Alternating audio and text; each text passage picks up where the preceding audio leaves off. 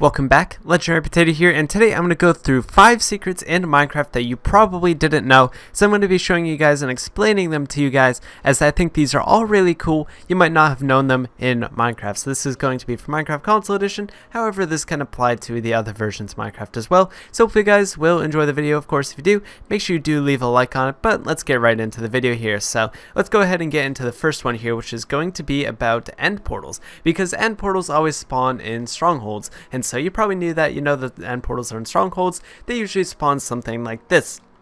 They have this little 5x5 thing, or 3x3, however you want to look at it, of course.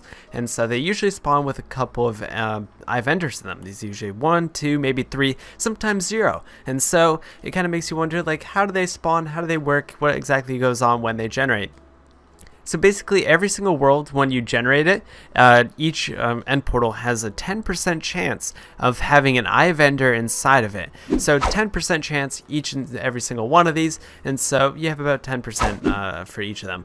So that means if there's 12 of these, then you're gonna get 12, 10%, etc. So you can get 1, 2, 3. That's usually the numbers that you'll get. Other than that, it's pretty rare to get anything more than that. But your chances are of getting an end portal that spawns with every single eye vendor inside of it, like this. So the chances of this happening are actually 1 in 1 trillion. And so the reasoning for this is you take the 10% of this, 10% of this, 10% of this, and you do that 12 times. So 10 to the 12 times, which actually makes it about 1 trillion. So 1 in a trillion chance that you'll find an end portal that's naturally spawned like this. So I think that's pretty crazy, is that you could actually find an end portal that looks like this in your world. If you're super lucky, then you might as well go sign up for the lottery, because the chances of this happening are 1 in 1 trillion. So I think that's quite interesting, of course, is how rare of an occurrence this could be. You could have this in your world. But let's move on to the next one here. So let's go ahead over to here.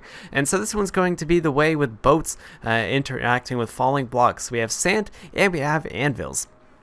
So I noticed this actually kind of a weird thing about the game, is that if you drop a falling thing onto a boat, what actually ends up happening is you get this really weird thing. So the sand actually keeps falling. So as you can see, the sand kind of keeps falling, trying to land on the block below the boat, but it can't. So the block is trying to place itself, it can't really do anything. And I think that's kind of interesting, and it stays like that until you move the boat. And so it's just going to keep doing that. We push the boat to the side, then the block actually places. But still, really cool is that you can do that. And let's play around with the anvils as well, is that you'll see is that it tries to sink in and just kind of has this weird thing. It looks like the anvil actually got placed in there. So but pretty cool nonetheless to see this, is that how weird this game can be. Rendering some things, of course, is that sometimes like they work, sometimes they have this really weird result where you're gonna have a constantly dropping anvil pretty much forever. And so I think that's pretty cool. Of course, you can make anvils or sand or whatever else you want to do. I'm not sure if it'll work with concrete powder, because it actually interacts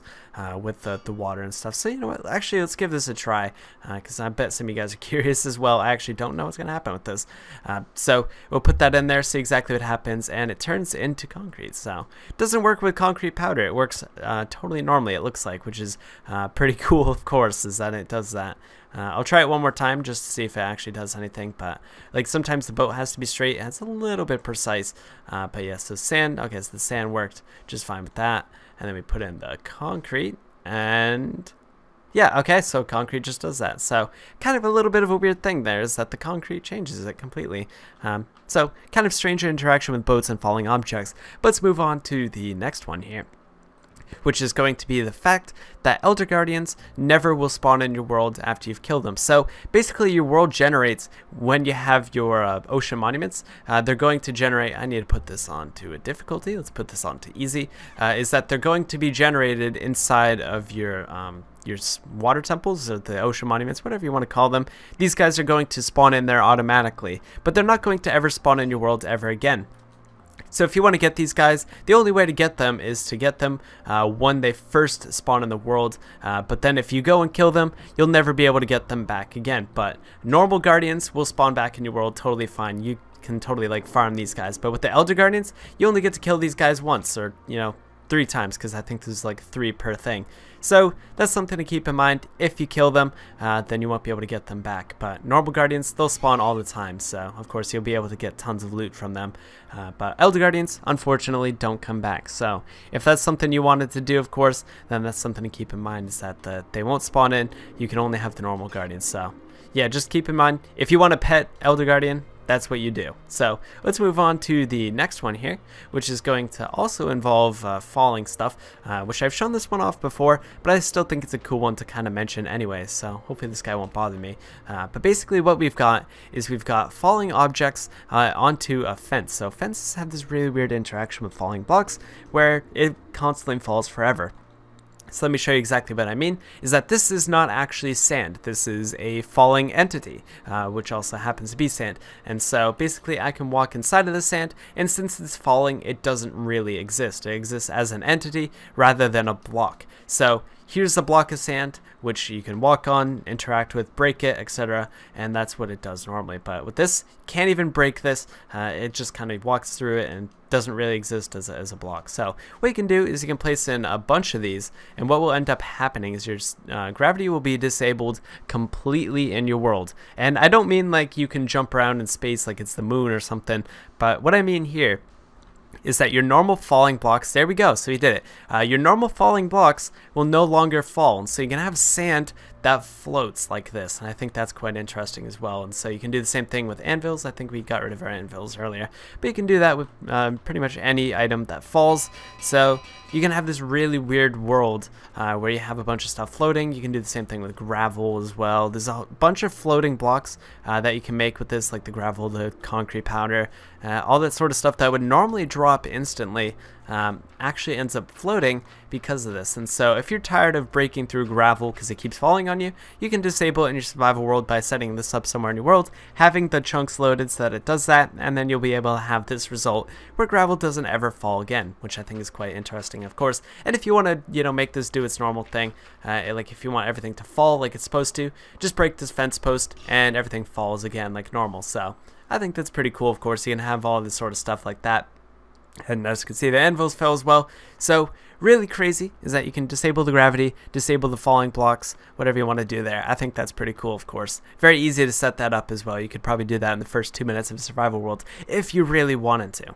So let's move on to the last one here, which is going to be involving Minecart. So let's go ahead and place that back, sorry there. So let's go ahead and take a look at this minecart, because this is, you know, a standard minecart. I just kind of placed it down on a rail, so as you can see, just kind of this, just on a rail, and then a minecart. Very easy to set this up, but what's actually interesting about a minecart is if we come underneath it, it's actually floating. The minecart actually floats in the air on top of the rail, and the rail actually kind of floats as well. It's not like it's perfectly on there. It has this kind of weird thing where it actually floats just a little bit, but you won't normally notice it. If you're standing up from here, you won't really notice that. It just looks like it's sitting on the ground. Nothing too weird going on there. But then when you put the minecart on, you know, it looks like it's totally fine. But from underneath, if you're looking from the side here, you can see that minecart is clearly floating, you know, a good couple pixels off the ground. So I think that's kind of a little bit strange, is that the minecarts actually float and just the wheels don't actually connect to the floor. I think that's just kind of a little bit strange, but hey, maybe they might change the minecart texture so that it actually looks like that. But honestly, I kind of doubt that. But I still think that's kind of cool. Minecarts just kind of float like that. I think that's a little bit strange that it happens to be like that. But that's just how the game works, of course. And you can see like the shadow underneath it, which you really shouldn't be able to. But as you can see there's a shadow underneath it. And I still think that's pretty cool nonetheless. So those are 5 things in your Minecraft worlds that you might not have known about. Of course, just to quickly recap, there's the end portals, which are 1 in 1 trillion. There's the falling stuff onto a boat, which is pretty fascinating. There's the things about the Elder Guardians, we're only spawning in once. There's the falling sand, or the falling entities on a fence will make the gravity disabled. And of course, minecarts can float, but not really float at the same time. It's a little bit strange there. But hope you guys did enjoy the video. Of course, if you did, make sure you do leave a like on it. It does help out the channel a lot. Lets me know you guys did enjoy this video, of course. And I'll see you guys in the next video. Make sure you hit the sub button, hit the bell icon if you want to get notified of my next upload, because I do upload every single day. And if you do want to see those uploads, then be sure you do hit the bell icon. But anyways, I'll see you guys in the next video. Have a good one, guys, and peace out.